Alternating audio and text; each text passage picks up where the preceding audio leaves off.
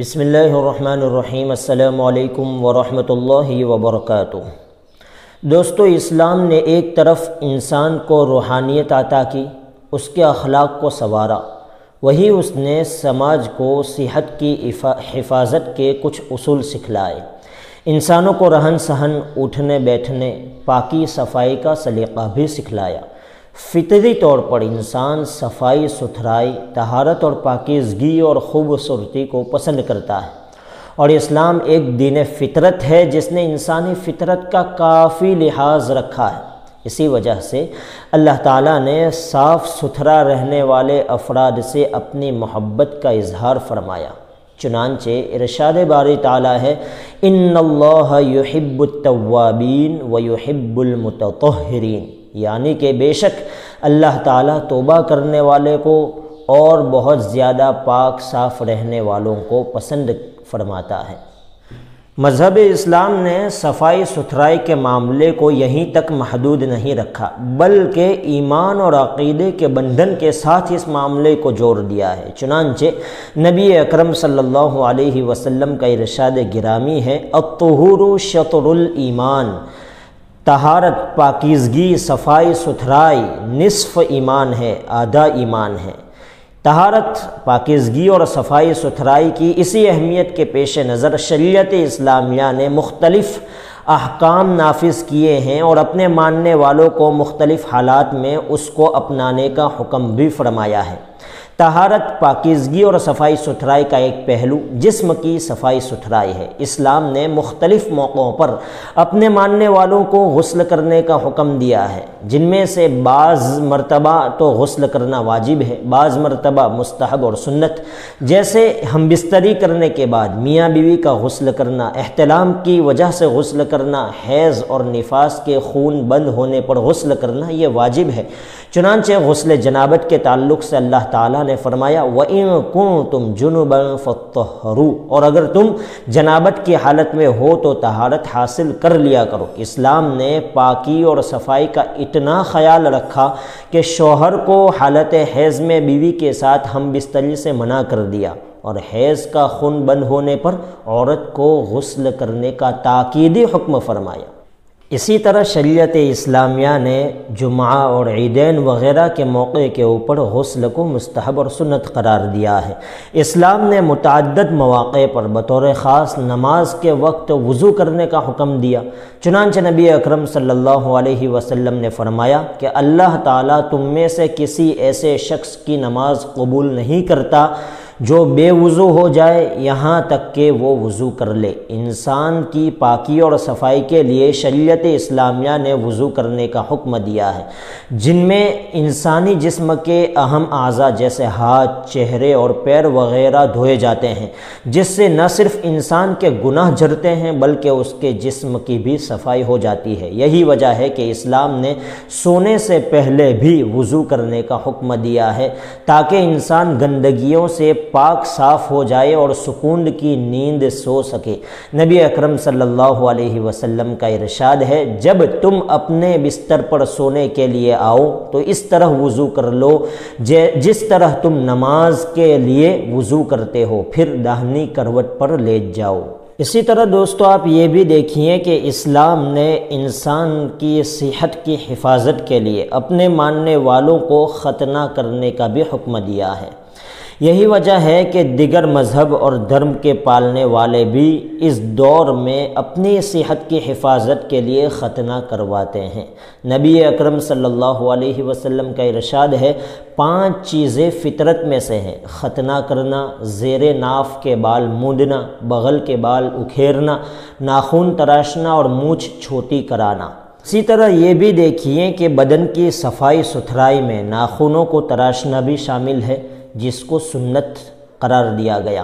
اس سے ناخن میں میل کچیل جنم نہیں لیتے اور انسانی طبیعت میں ایک طرح کی توانائی پیدا ہو جاتی ہے اور انسان بہت سی بیماریوں سے بچ جاتا ہے۔ حضرت انس بن مالک رضی اللہ تعالیٰ عنہ ارشاد فرماتے ہیں کہ ہمارے لیے مونچھیں ترشوانے، ناخن کاٹنے، بغلوں کے بال اکھیرنے اور زیر ناف کے بال صاف کرنے کی زیادہ سے زیادہ مدت 40 دن مقرر کی گئی ہے۔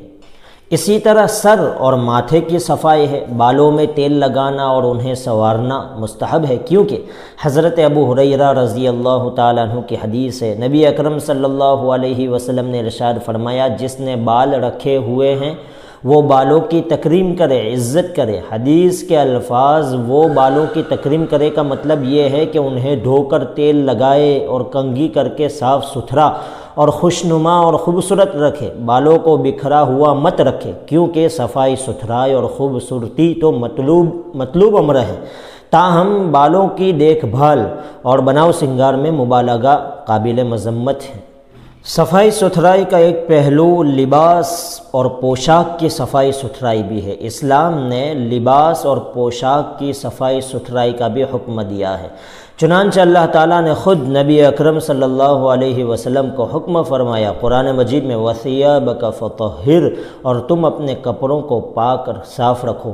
اسی طرح حدیث میں بھی کپڑوں کی صفائی ستھرائی پر مسلمانوں کو ابھارا گیا ہے، چنانچہ جابر بن عبداللہ رضی اللہ تعالیٰ عنہ ارشاد فرماتے ہیں کہ نبی اکرم صلی اللہ علیہ وسلم ایک مرتبہ ہمارے گھر زیارت کی نیت سے تشریف لائے تو آپ نے ایک بکھڑے ہوئے بال والے شخص کو دیکھا تو آپ نے ارشاد فرمایا کہ اسے اپنے بال درست کرنے کے لیے کوئی چیز نہیں ملتی۔ پھر آپ صلی اللہ علیہ وسلم نے ایک شخص کو دیکھا جو گندے کپڑے پہنے ہوئے تھا تو آپ صلی اللہ علیہ وسلم نے ارشاد فرمایا کہ کیا اسے پانی نہیں ملتا کہ اس سے اپنے کپڑے کو دھو لے؟ کپڑوں کو خوشبودار رکھنے کے لیے عطر کا استعمال بھی کرنا چاہیے، کیونکہ یہ نبی اکرم صلی اللہ علیہ وسلم کی سنت ہے۔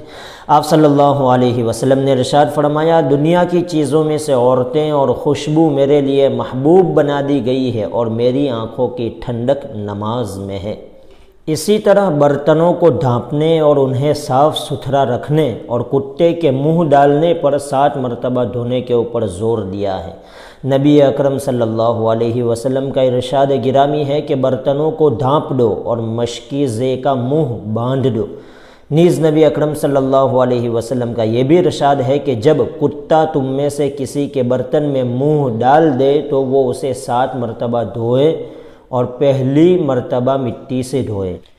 اسی طرح پانی، جو کہ انسانی زندگی کے لیے بہت ہی زیادہ اہم اور ضروری چیز ہے، مذہب اسلام نے اس کے متعلق بھی رہنمائی ارشاد فرمائی۔ نبی اکرم صلی اللہ علیہ وسلم کا ارشاد ہے کہ تم ٹھہرے ہوئے پانی میں پیشاب نہ کرو، کہیں ایسا نہ ہو کہ پھر تم اسی میں سے غسل کرو۔ اسی طرح گلی کوچوں، راستوں، لوگوں کی گزرگاہوں کی صفائی ستھرائی کے اہتمام کے متعلق بھی ارشاد فرمایا۔ نبی اکرم صلی اللہ علیہ وسلم کا ارشاد ہے کہ لعنت کا سبب بننے والی 2 چیزوں سے بچو۔ پوچھا گیا کہ نبی اکرم صلی اللہ علیہ وسلم وہ کیا ہے؟ تو حضور صلی اللہ علیہ وسلم نے ارشاد فرمایا کہ لوگوں کی گزرگاہوں اور کے بیچ اور سایہ دار درختوں کے نیچے قضائے حاجت کرنا، اس وجہ سے کہ اگر کوئی شخص گزرگاہ کے اوپر، راستے کے اوپر قضائے حاجت کرے گا، گزرنے والوں کو تکلیف ہوگی۔ سایہ دار درخت کے نیچے بہت سارے لوگ آرام کرتے ہیں، انسان بھی اور دیگر مخلوقات بھی، تو ان کو بھی اس سے تکلیف ہو سکتی ہے۔ تو نبی اکرم صلی اللہ علیہ وسلم نے ان دونوں جگہوں کے اوپر قضائے حاجت کرنے سے بھی منع فرما دیا۔ اسی طرح مسجد، جو کہ ملت اسلامیہ کا عبادتی مرکز بھی ہے اور دیگر کام کاج کا بھی مرکز ہے، تو اس کی صفائی ستھرائی کے متعلق بھی نبی اکرم صلی اللہ علیہ وسلم کا ارشاد گرامی قدر موجود ہے۔ نبی اکرم حضرات صحابہ کرام رضوان اللہ علیہ مجمعین کہتے ہیں کہ نبی اکرم صلی اللہ علیہ وسلم نے ہمیں آبادیوں میں، کالونیوں میں مساجد تعمیر کرنے کا حکم فرمایا، اس کی صفائی ستھرائی کا بھی حکم فرمایا اور اس کو خوشبو سے معطر رکھنے کا بھی حکم فرمایا۔ اسی طرح ایک سیاہ فام عورت نبی اکرم صلی اللہ علیہ وسلم کے زمانے میں مسجد کی صفائی ستھرائی کیا کرتی تھی، اس کا انتقال ہو گیا۔ حضور صلی اللہ علیہ وسلم نے کچھ دنوں کے بعد صحابہ سے پوچھا کہ وہ عورت نظر نہیں آتی، آپ کو بتلایا گیا کہ اس کا تو انتقال ہو چکا ہے۔ حضور صلی اللہ علیہ وسلم نے فرمایا کہ آپ لوگوں نے مجھے خبر کیوں نہیں کی؟ پھر آپ حضرات صحابہ رضوان اللہ علیہ مجمعین کے ساتھ اس کی قبر کے اوپر تشریف لے گئے اور اس کے قبر کے اوپر نماز جنازہ پڑھی۔ دوستو، یہ ہے مذہب اسلام کا تصور صفائی ستھرائی، نظام طہارت پاکیزگی کا نظام اگر کوئی شخص اچھے طریقے سے اس کو فالو کرتا ہے، اس کو اپناتا ہے اپنی زندگی میں، خود بھی صاف ستھرا رہتا ہے، اپنے ماحول کو صاف ستھرا رکھنے کی کوشش کرتا ہے، اپنی ذات کے ساتھ ساتھ اپنے آس پاس کے ماحول کو بھی صاف ستھرا رکھنے کی کوشش کرتا ہے، تو بہت ساری بیماریوں سے وہ خود بھی بچ سکتا ہے اور اپنی سماج اور اپنے سوسائٹی والوں کو بھی بیماریوں سے بچا سکتا ہے۔